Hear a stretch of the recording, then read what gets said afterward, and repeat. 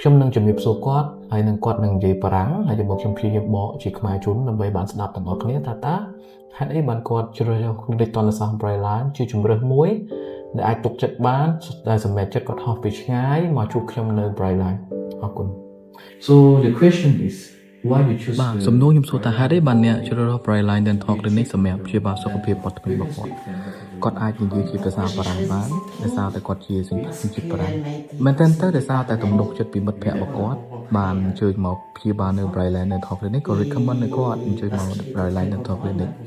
ខ្ញុំបានឃើញថាគាត់ពិតជាសប្បាយចិត្តនិងមានលទ្ធផលនិងណែនាំពេលនេះទើបយើងដឹងថាគាត់ចាប់ផ្ដើមធ្វើលើថ្មិញរបស់គាត់ពិតជាមានក្តីបាទសប្បាយចិត្តមែនទែនដែលត្រឡប់ទៅវិញម្ដងហើយក៏អញ្ជើញមកម្ដងទៀតដូច្នេះហើយគាត់តែងតែផ្ដល់ការណែនាំទៅអ្នកជំងឺគ្រប់រូបដែលមិនស្ទាក់ស្ទើរពិតជាវាមានតម្លៃល្អប្រសិទ្ធភាពជាមួយនឹងសុខគាត់ហើយគាត់ពិតជាមានអារម្មណ៍ថាអៀនខ្វះមែនទែនជាមួយស្នាមញញឹមដែលមិនល្អដែលដូច្នេះ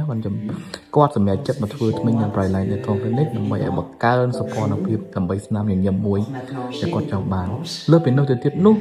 ថ្មីរបស់គាត់មានបន្លោះឥឡូវនេះយើងបានធ្វើជូនគាត់ដែលបិទបន្លោះស្អាតទាំងនោះជាមួយនឹងបង្កើតជាមួយនឹងគ្រាប់ថ្មីមួយដែលមានសោភ័ណភាពហើយតម្រូវការជាមួយនឹងការដាំបកគោដូចគ្នាផងដែរដើម្បីបង្កើតមុខងារទំពាដូច្នេះហើយការព្យាបាលរបស់ Braille Line Dental Clinic ពិតជាផ្ដល់សេវានិងផាសុខភាពជូនអ្នកជំងឺមែនទែន What do you think about your treatment right now? You happy too or whatever? Pour le moment, là, ça vient juste d'être fait, donc c'est un petit peu nouveau. J'ai des nouvelles sensations. អ្វីដែលគាត់ចង់តែងតែណែនាំសម្រាប់អ្នកជំងឺទាំងអស់គ្នាពីមុខងារទំពាសោភ័ណភាពជាពិសេសទៀតនោះគឺគុណភាពនៃការប្រើប្រាស់ដែលបង្កើតឡើងពីក្រុមការងារជំនាញនៅ Braille Line Dental Clinic côté esthétique. Parce que je trouve que ça change. ហើយគាត់សង្ឃឹមថាថ្ងៃក្រោយគាត់នឹងណែនាំអ្នកជំនាញជាមិត្តភក្តិគាត់ដែលជនជាតិមកពីអឺរ៉ុបដើម្បីមកទទួលសេវាកម្មនៅ Braille Line Dental Clinic ទាំងស្រុង